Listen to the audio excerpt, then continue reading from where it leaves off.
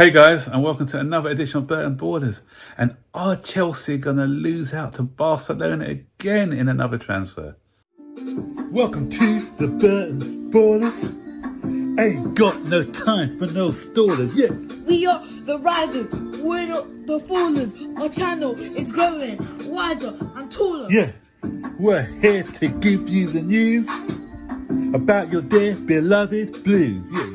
So if you like this YouTube channel, like, subscribe, and turn on that bell. Yeah.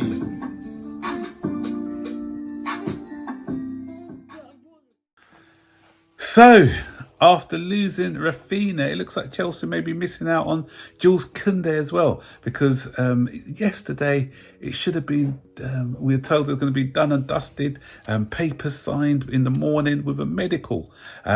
Jules Kounde didn't travel to Portugal, where Sevilla are doing their training camp, and so then he got a call, I think, from Barcelona telling him to go to Portugal while they buy a bit of time. And he's on a plane and he's arrived at Portugal a couple of hours ago. So apparently Barcelona's activated a second lever, whatever that means, where they're going to be getting some more. They're selling off more of the crown jewels. Jules Kounde, get it? Yeah, so they're selling off more of their crown jewels to get in jewels. Yeah. So what are they gonna? If they're selling off the future, if they're selling it off now, what's going to happen in the future? I don't know. Anyway, that's by the by.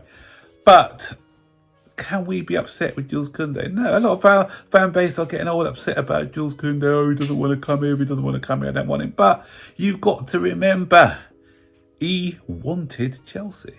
When soon as Todd Bowley was confirmed as our new owner, the Bowley Clear Lake Consortium, he was in London.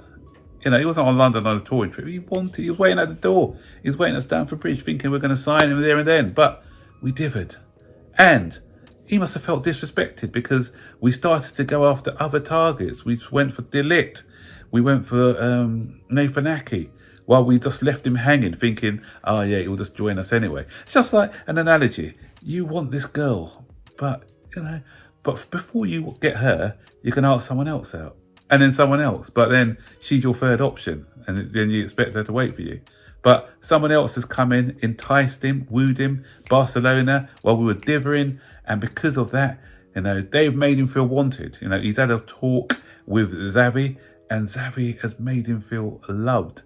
So that's why I think he's had a change of heart, if the reports are to be true. And I can't blame him for wanting to go there. If he's always been their number one target, and they've made him let him know that fact, why is he going to go to a club who were exploring other targets before we actually went in with a bid for him? So, had we, as I said, we bid for him and met the demands of Sevilla earlier, he'll be wearing a blue shirt at the moment. So, it's, as I said, you're always going to have twists and turns. Yesterday it was Chelsea favourites. Today it looks like Barcelona. Tomorrow it could be Chelsea. Tomorrow it could be signing for Chelsea. We just don't know. And another thing which makes me laugh is a lot of these people, these in the knows, who just want to get in there first. A couple of these quote unquote in the nose were saying, yeah, he's definitely signed his papers and it's going to be announced in a minute. They were just edging their bets a bit, and now that he hasn't, they're looking a bit silly and backtracking. I haven't been making as many transfer videos of late, and that's because there's just way too much speculation and everyone's trying to jump the gun. Everyone's trying to be first to the news, and it's just basically it's just a waste of time, really, making these videos. But with this one, as I said, I just wanted to give you my thoughts on Kounde and why I don't really think that it's fair to be too critical on the lad. We got other options. This is going to be, defensive options. There are a few defenders out there with good talent spotting, and this may be good news for Colwill as well, because if we can't get in through the door, then maybe the likes of Colwill and Purdue may get their chance to impress this season. So we've got Koulibaly, obviously, and Thiago Silva. And with Reece James can play there as well. We may even go for, we may play Reece James there and go for a wing back. So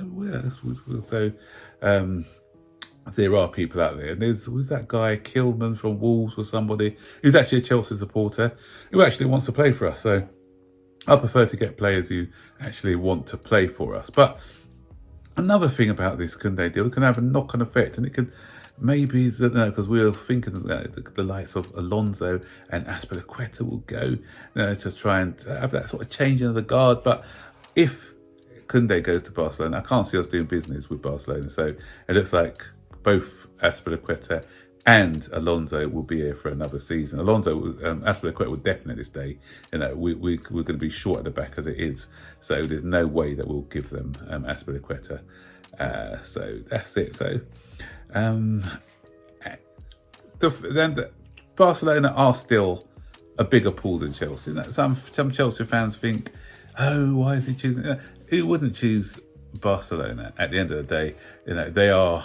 I know that they are in a bad financial position, but they are one of the icons of football, iconic footballing teams, as well as your Real Madrid, your Barcelona, your Bayern Munich's, teams like that. And so, we've got to be realistic, guys. We are not in that league when it comes to attracting players. If they're given a choice of the three teams, then we're not going to be, their first choice. Let's be honest. Unless you've got, unless you were a Chelsea supporter as a kid, that's the only way that we'll get in these players.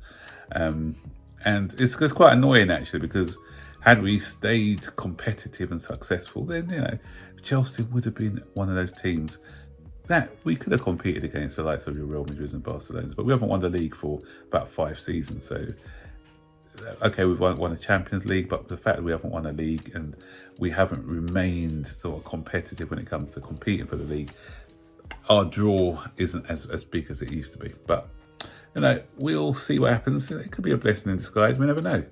And, football is not, it is kind of played out in the transfer market, but once players do come, it's mainly played on the pitch, because these players have still got to come and they've still got to perform.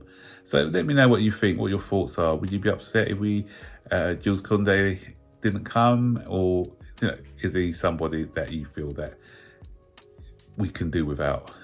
And who's an alternative that you can come in if he doesn't come? Just stick your comments in the section below. Don't forget, guys, to like, subscribe, turn on all post notifications so you'll be notified every time I make a new video. Take care for now. Bye-bye.